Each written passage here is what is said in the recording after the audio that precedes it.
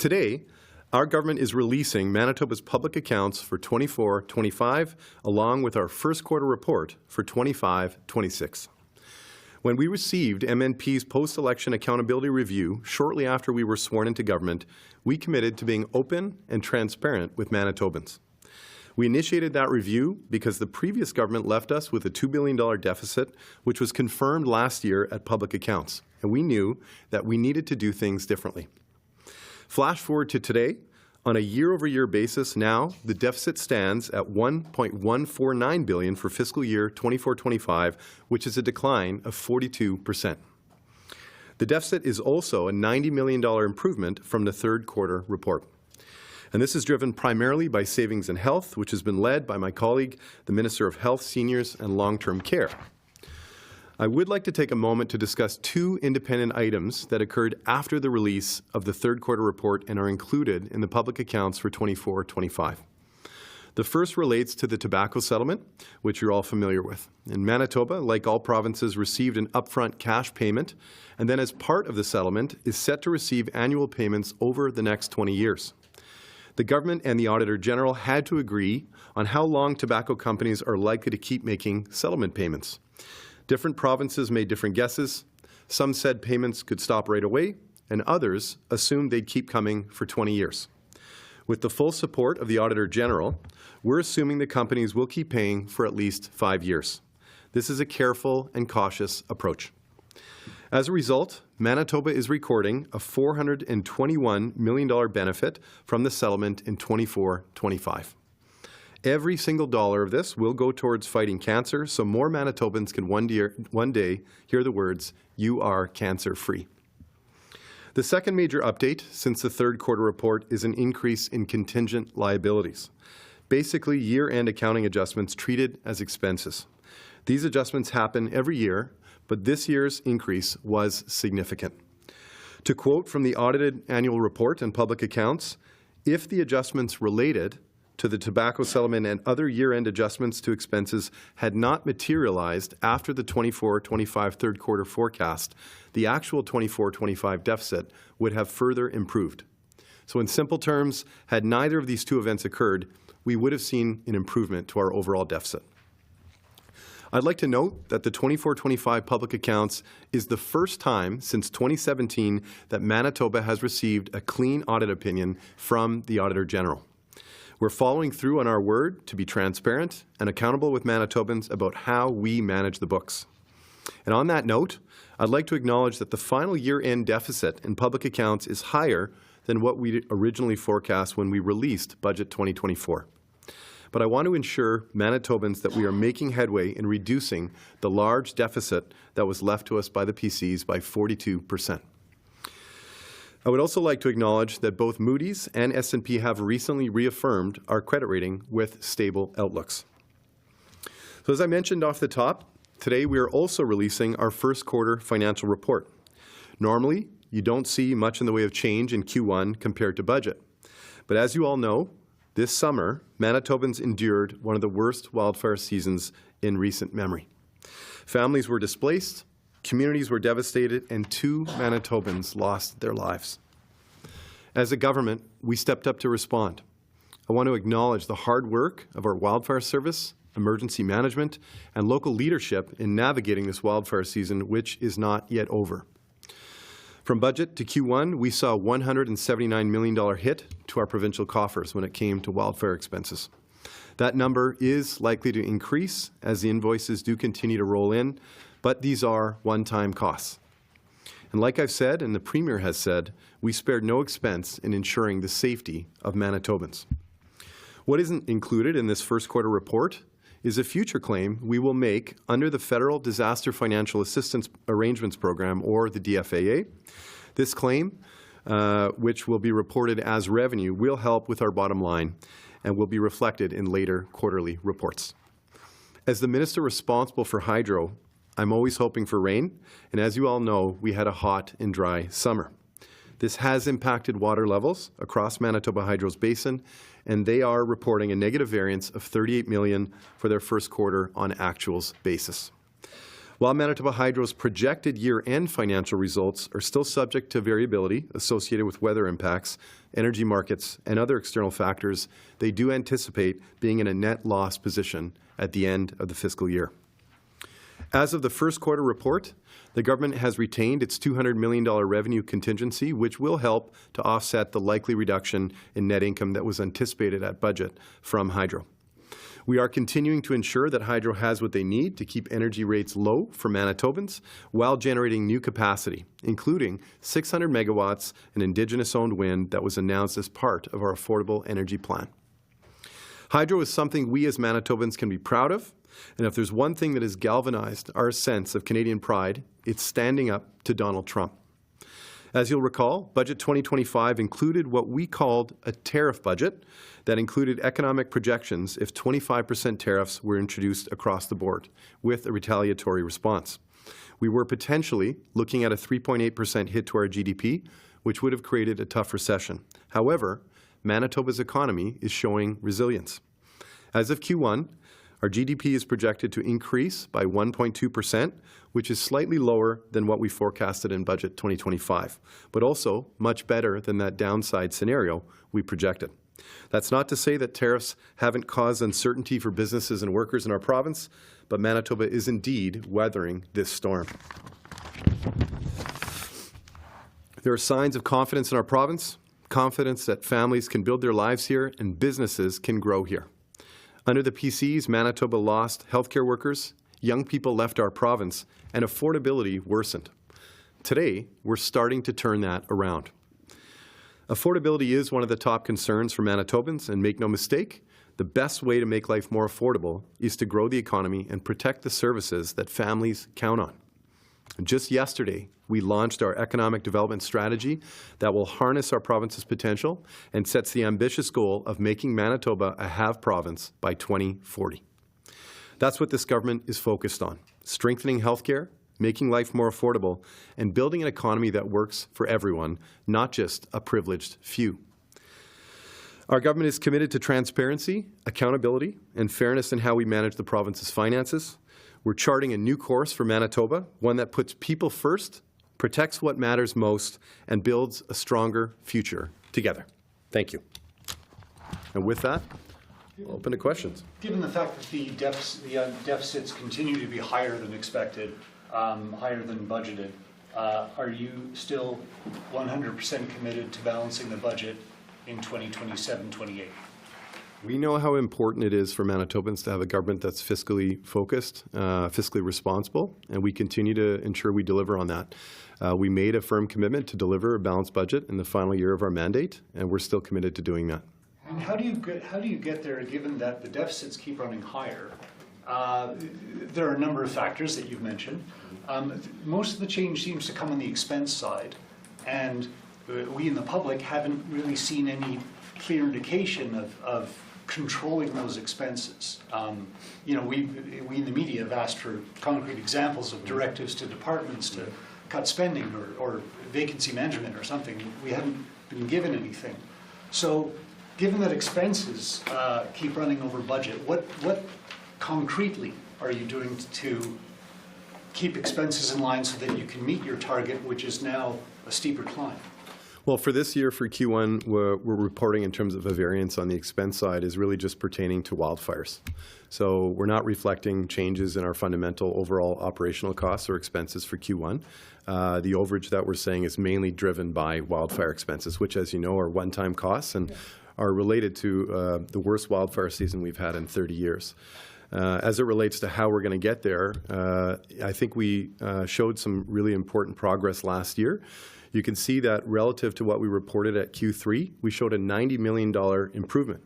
And that was driven by reductions in healthcare costs. And I think that's a great example of how government shows that we can both reduce costs while we continue to invest. And so we reduced those healthcare expenditures last fiscal by $90 million after our Q3 report out. And we did that while we continued to invest in staffing up and improving the state of healthcare in Manitoba. So I think that shows that as a government, we're able to both invest while we make sure we do the important work of remaining fiscally sustainable. I mean, year to year, though, the healthcare costs were up substantially, year over year. And I don't see that trend. I don't see anything concrete to indicate that trend, whether in health or families or some of the other big departments, is reversing, because your path to balance had you keeping spending at 2% or growth per year, and you're exceeding that every year. Well, again, this year for Q1, what we're reporting in terms of expense variance is just related to wildfires. So right now, we continue to do really important work in health, and I think our minister responsible for health, seniors, and long-term care is doing a great job leading that work of ensuring that we're continuing to invest in the things that matter, again, improving healthcare services for Manitobans while we manage that expense track. And, the outlook for this year, again, right now, is that we're continuing to say that we're on budget.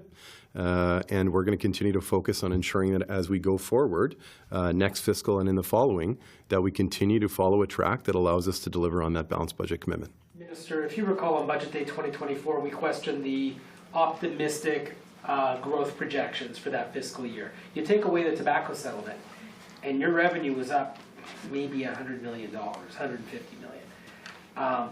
You didn't meet even the modest conference board projections for growth. What makes you think these future very, very optimistic growth projections are going to hold? Well, I think what we've seen here is that we are starting to see some impacts from the tariffs, and I think this does show that.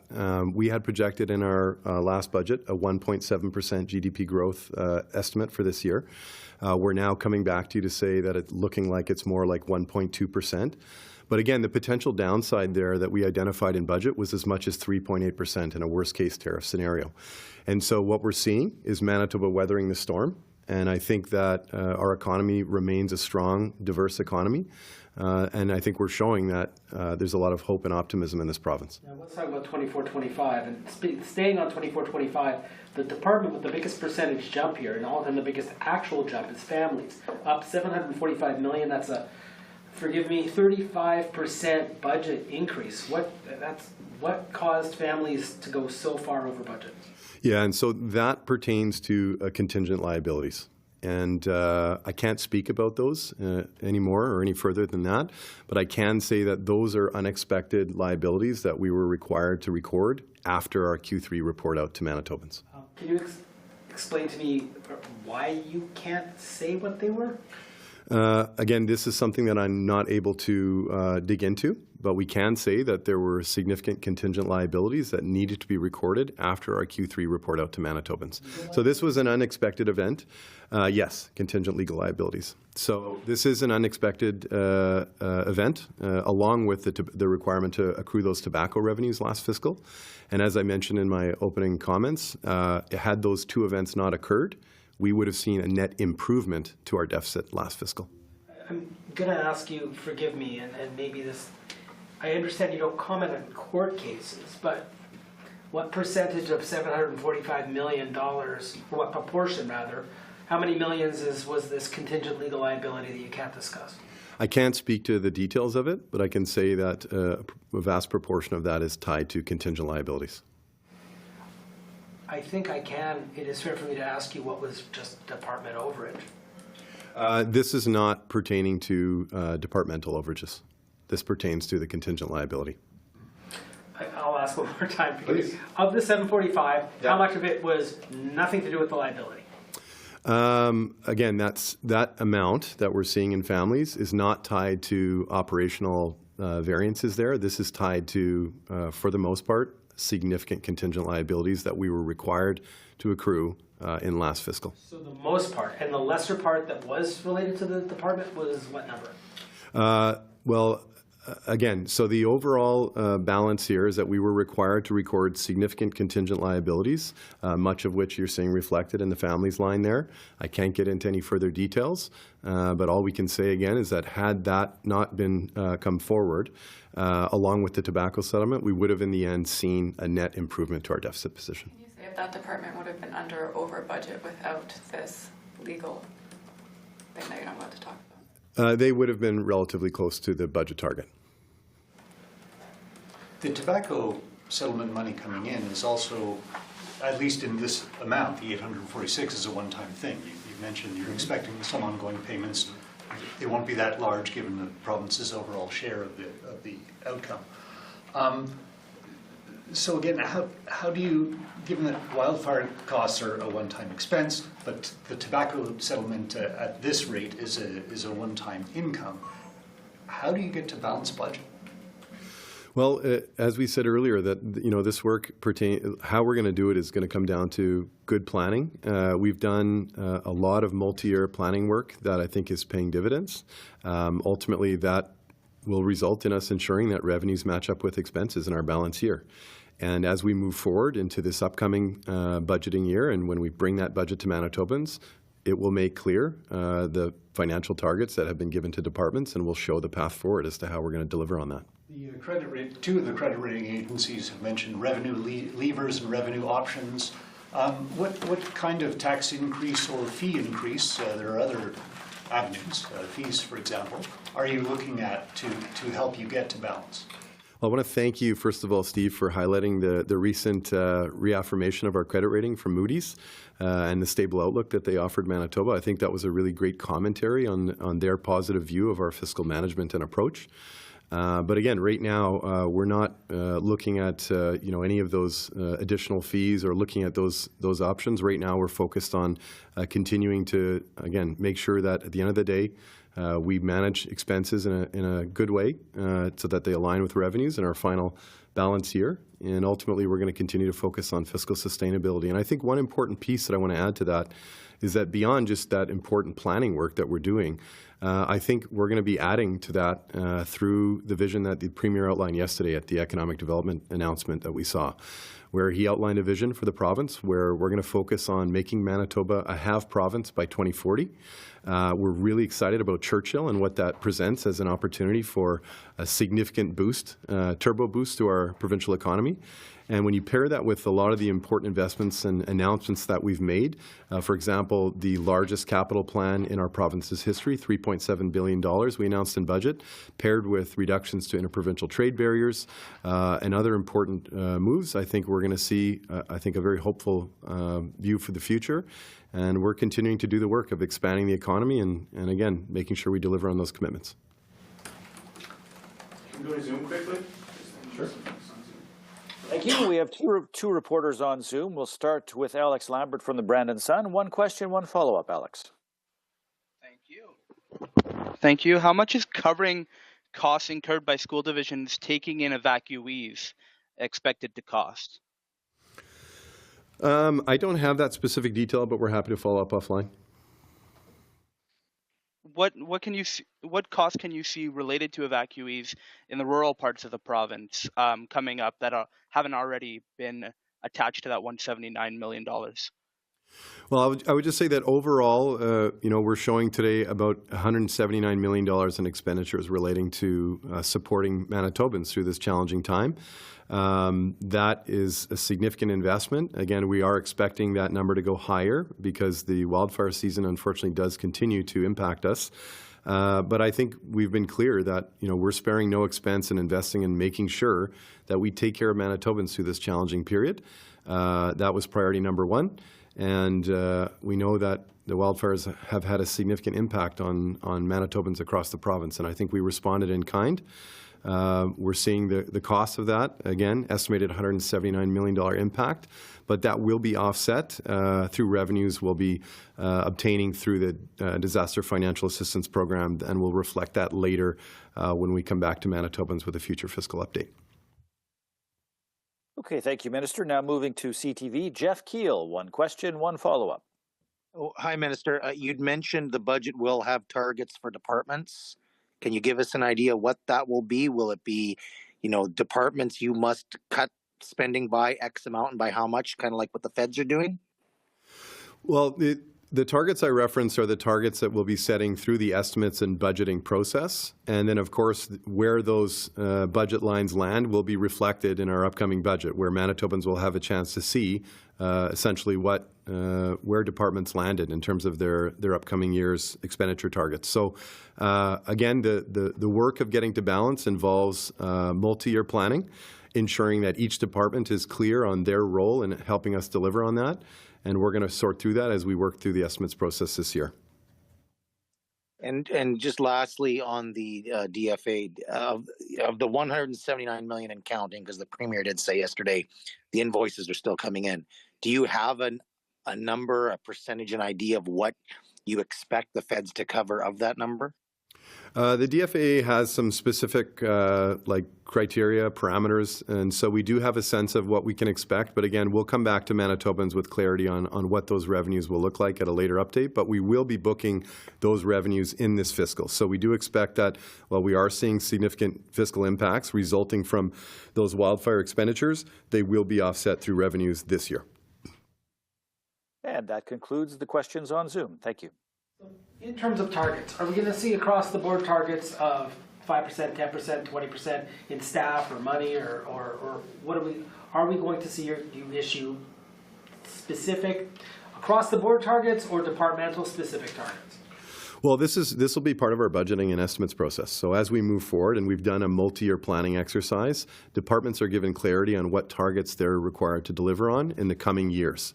And so as part of that, departments will go away, they'll do their work, and ultimately where that lands, that will be manifest on budget day when we get to next year's budget. I'll ask it a different way. Would you rule out specific targets in terms of FTEs or dollars? Look, the only thing we're focused on is ensuring we deliver on that balanced budget commitment. And so that will manifest in terms of targets that will result in departments, setting budget numbers next year that will ensure we deliver on that. The reason I ask is, while in opposition, you were critical of that mechanism used by the Pallister government in particular. Yeah, well, there was a lot of really terribly negative impacts that we saw from the former government, and we saw the number of cuts that they made, the way that impacted Manitobans. We're focused again on ensuring both fiscal sustainability and responsibility while we continue to invest. And I think the former government seemed to just focus on hacking and slashing. Okay, so how do you fix healthcare while setting targets for saving money? Well, again, I point to that $90 million example that we offered. So we had at Q3 come to Manitobans and we shared a certain number in terms of a health overage last year. What we saw was a $90 million reduction from that number that we reported. What happened since then? There was some good work that occurred. I can speak to two key areas. One was there was some improved management of non-clinical expenses in health. So that ultimately is reductions in bureaucratic costs. We also saw some improved, some savings resulting from improved procurement processes. And so there was previously maybe more of a focus on one-off purchases, and they've shifted to more contractual purchasing. So those are two key drivers of those savings. Good management. So I think that's reflective of the work that we did last year, and I think that's a reflection of what we need to do going forward again, which is in a context of making investments, making sure that at the same time we focus on that fiscal target. At the risk of sounding glib about a serious issue, do you think people sitting waiting for a medicine bed days in a ER department care about procurement improvements? Manitobans largely aren't seeing the sort of retail kind of improvements, and I mean their actual experiences with the ER wait times. They're not seeing the healthcare fix. I understand you're the finance minister, but it seems to be, if the solution is more staffing for medicine beds, that costs a lot of money, yet you're setting the target here. So how do you pull on both levers at the same time and steer the ship in the right direction? Well, I think we've seen significant improvements to healthcare access for Manitobans through investments in new clinics. I think about all those new clinics that we've opened, the extended hours clinics, and also significant increases in the number of healthcare staff we have supporting Manitobans. I think 280 new doctors, 3,000 overall net new healthcare staff supporting us, making sure we can get the healthcare supports we need when we need them. I think that's major progress. And again, that's really turning a big ship around. The former government left our healthcare system in a very bad shape. And ultimately, our healthcare minister and premier, I think, are doing really important work of moving us forward. There is more work to do. But we are certainly seeing significant improvements and lifts to the number of staff, which was a major commitment we made, and we're seeing real success on that front. And I mean, forgive us for being a bit skeptical, but on the expense side, the expenses have gone well beyond what you laid out in your first budget's multi-year plan to get to balance. Mm-hmm. And we've asked repeatedly, including earlier this morning, about what concrete things are you doing to keep spending in line in order to help you achieve balance? And you talk about multi-year planning and internal planning, but you still haven't pointed to something concrete and said, this is what we're doing to control spending, which could be anything like a hiring freeze, a wage freeze, something that would control a big part of your expenditures. Well, again, the Q1 report doesn't show any variance from expenditures other than really on wildfires. So the budget itself, to date, what we're reporting to Manitobans is that we're effectively almost keeping to what we said we would be keeping to on expenditures in budget. So we're not showing those expenditures sort of moving. We're not seeing increases in pressures there, again, other than mainly in that wildfire area. Other than that, we've clearly articulated in budget what we expect to see as the fiscal track out to our final year of our mandate. And I think that shows the way. And now it comes down to the important work, again, through that multi-year budgeting and planning exercises that we've been doing to ensure that departments know the mission and that ultimately they help us to deliver on that target that we outlined in budget. Moody's is forecasting a deficit in the current year of $1.9 billion, matching sort of the worst case scenario in your tariff budget. But you're saying that's not true because the economic impact so far has not been as bad? Well, our Q1 report out, I think, summarizes where we're thinking this year is going. And ultimately, right now, the major impacts that are showing a divergence from what we reported at budget is stemming from wildfires. And again, some of the impacts of the drought, which we're seeing in that hydro number. If we're not really on the track to balance in the first term, should civil servants and Manitobans be prepared for some serious cuts in the next 2 years to get there? I mean, if the government is, dedicated, committed to going to balance, if hydro has another bad year, if there's more forest fires, if there's no more new tranches of massive tobacco money. What Manitobans can expect from us is this continued effective balancing that we've been doing, which is showing that we can both be fiscally responsible while we continue to invest. And I think we're showing that over and over. And again, I think that I've pointed to that $90 million reduction as an example of that. I think that shows the work that we're doing, that we can both find ways of reducing costs while we continue to invest in the things that matter. Minister, Hydro's finished their year end. They often finish it before you guys to complete it. It's not out yet. You mentioned Hydro is projecting a bigger thing. I'm sure you've seen the booklet that is presumably printed up that we're going to see later today. So will you please share us Hydro's year-end profit and loss, like net bottom line right now? Yes. Spare us the forgive me, the weight. So we continue to expect more variability when it comes to hydro. And so what we're reporting today is what hydro's reporting at Q1. But again, because we are focused on ensuring transparency, hydro is also stating that they're expecting that at the end of the year, we will be in a net loss position. What that is exactly at this point, we don't know. But right now, we're reporting what hydro's sharing as Q1. And so due to the drought, we are expecting some worsening. And we're being clear with that. And I think that's pretty distinct from what we saw from the former government. Sorry, Hydro's 2024-25 fiscal is not out yet today. It's supposed to come out later today, I'm told. So yeah. Why can't we know right here? You're choosing to have this news conference before that. Presumably that document is passed you for approval. I don't believe that is a ridiculous supposition on my part. Will you please share what Hydro's loss was for 24-25? Well, what you can expect is essentially what, anything shared will be aligned to what I'm sharing with you today, again, which is the Q1 number that Hydro has offered us as government and that they'll be reporting out. Again, that number reflects some softening in their projections due to the drought that we're facing. But again, we're here being transparent about that, and we're wanting to make sure that Manitobans do have a lens on what's coming there. Why not share the 24-25 number? That's for a fiscal year that ended on March 31st. Oh, so that's well before. It's 63 million. Yeah. It is 63 Yeah. million. Oh, okay, well then, forgive me. It's a big document. We didn't have quite the time to read it before. We're not given advance copies, which is okay. unusual. So we don't. Something that we'd like addressed in the future, Okay. so that we could ask More intelligent questions, having consumed, having digested it before Yes. answering questions. Forgive me, thank you for that. They're projecting a $38 million change from whatever revenue was in the budget, 38 million negative change from whatever was in the budget, to reflect a very dry year. That's relatively small.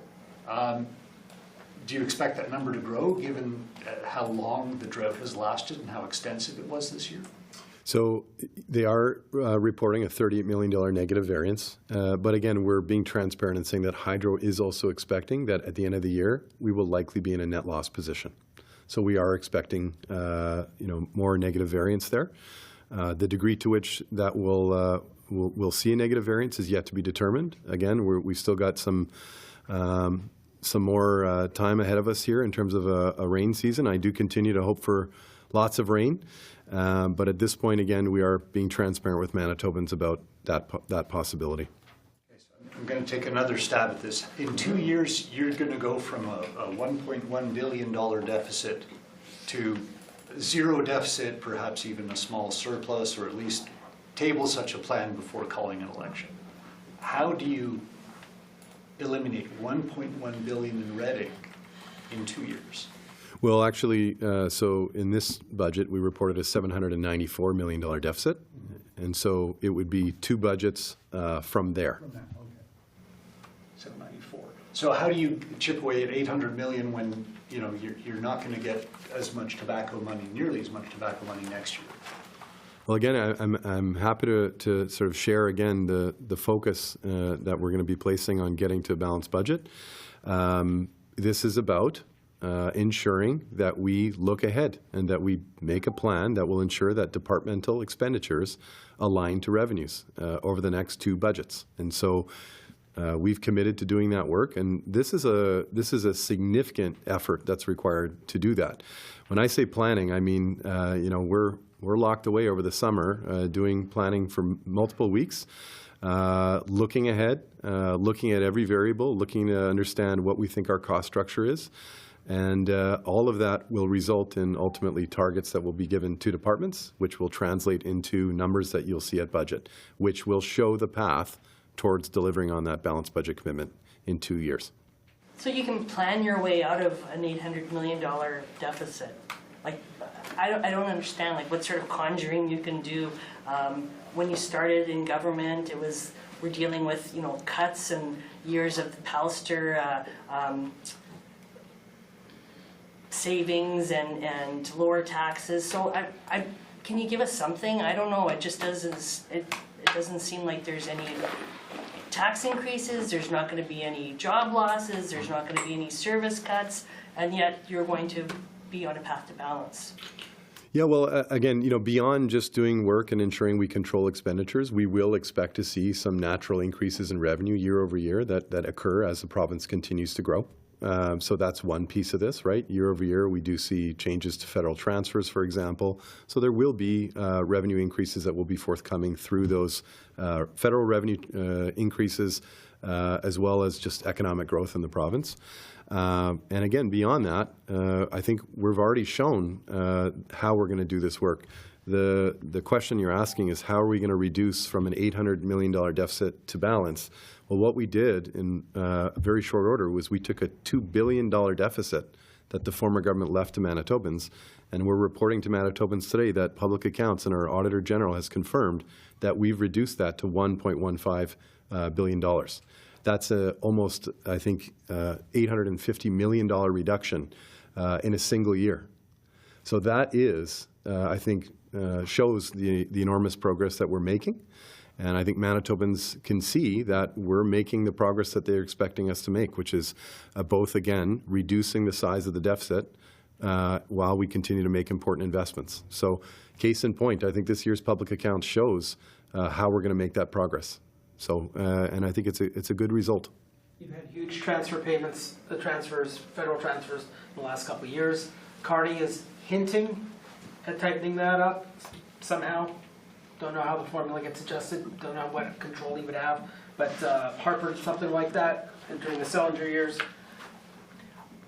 What is your contingency for reduced help from the federal government in the event that federal transfers are nowhere near these massive events. I'm not interested in 2040 when we are a half province. I'm talking about 25, 26, and 26, 27.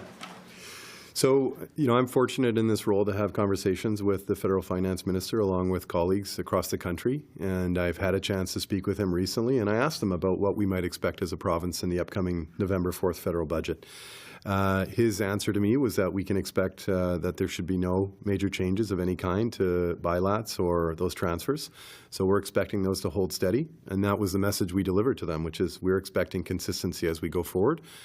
Because, of course, we have a lot of important services we're providing to Manitobans, and we need to work in collaboration with the federal government in delivering those. Has he committed to maintaining the equalization formula through to the end of its current locked-in period, which is 2029? Yes, he committed to sticking to what's in place right now, again, along with the other commitments and bilats. Just going back to the tobacco payment, the first big lump sum, how much of the Manitoba's share of the settlement went to legal fees? An estimated $29 million went towards legal costs. And that's before the 400 and... So total revenue we received was $846 million, and we booked $425 million in expenses. $29 million of those expenses were legal fees, and the rest were for those doubtful accounts, on the basis that we're not sure that we're going to get those tobacco payments for the full 20 years. We're counting on them coming in for the first 5, but that last 15, what we're saying is that's yet TBD, and ultimately that's reflected in that $425 million expense line. So $425 million minus $29 million for legal fees. The rest is doubtful accounts. Does the $846 million in the tobacco settlement, does that reflect the total of the 5-year expectations? No, that's the total revenues booked in for this year. Yeah, but again, that's offset by that significant $425 million expense. So the net impact of the tobacco in that fiscal is $421 million. So that means you're expecting like $50 million next year, like on next year's books? I ask because sometimes you can book expected revenues in advance, right? Yeah. When it becomes a reasonable expectation. Yeah, and so we are saying that we feel that it's reasonable to assume that there'll be 5 years of payments estimated around $30 million a year. However, that's it's formula based, so it will depend on revenues for those tobacco companies. So I think we've taken a very reasonable approach to this. You can look around the country and see how various provinces have done this. Some have taken, I'd say, more aggressive approaches.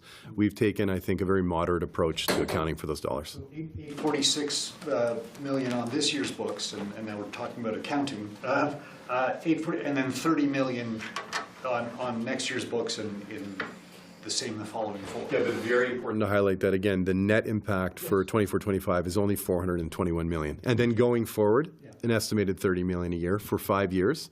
And then beyond that, we're saying we're not confident or we're not sure that those dollars are coming, and that's reflected in those doubtful accounts. So just in terms of the income, and I acknowledge there's $400 million in expenses, but in terms of the revenue from the tobacco settlement, $846 million this year, and then 50-50. $846 million in last fiscal. Last fiscal, sorry. That's and right. Then 50, 50, 50, 50, 50. 30, 30, 30, 30, 30. Okay. Sorry, Lots of details here. Don't be sorry at all. I just want to make sure the 846 was not including portions of the 30s. Absolutely. And it's not. It does not include portions of the 30s. how come it's for last fiscal when the money didn't come in till we were told September? That's because that's when the legal decision occurred. So that's why Auditor Generals across the country, there wasn't a lot of agreement on how this tobacco dollar should be dealt with, but one thing that there did seem to be broad agreement on was that the dollars needed to be booked in the year that legal decision was made, which was last fiscal. Anything else? I don't know. Thanks. Thank you so much.